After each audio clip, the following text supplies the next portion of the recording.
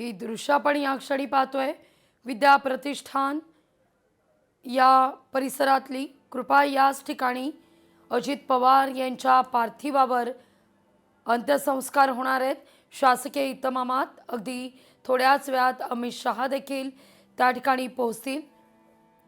खरं तर राजकारण्यांमध्ये दोनच वर्गीकरण करता येतं, केवळ राजकारण करण्याकरता राजकारणात आलेले लोकप्रतिनिधी आणि लोकांची कामं करण्याकरता राजकारणात आलेले लोकप्रतिनिधी।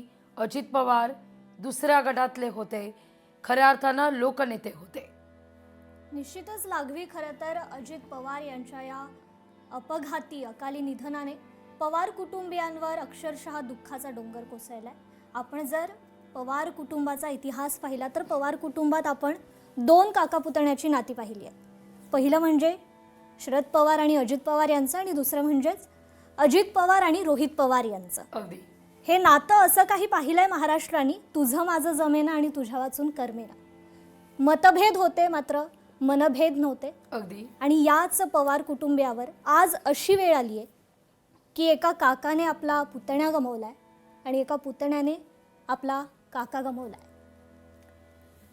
अगदी कृपा आणि ही राष्ट्रवादी जरी दुभंगलेली होती तरी जसा तुम्ही उल्लेख केलात की मतभेद होते पण मनभेद नव्हते, आणि याची प्रचिती बऱ्याचदा निवडणुकांमध्ये सुद्धा आली। जेव्हा रोहित पवार यांनी काका आता किंवा दादा आता गावकी बघतात आणि भावकी विसरले असा उल्लेख केलेला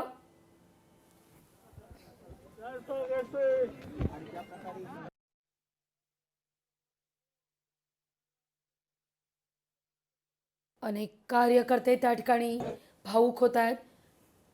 प्रत्येकालाच विश्वास बसत नाहीये हे काय घडलंय, कारण काल परवापर्यंत इथे रांग लागायची आपले प्रश्न सोडवण्याकरता, पण आज मात्र तो कार्यकर्ताच अनेक प्रश्नांच्या बुचकळ्यात पडलाय। लोकशाही मराठी ऐका, पहा, जागरूक रहा।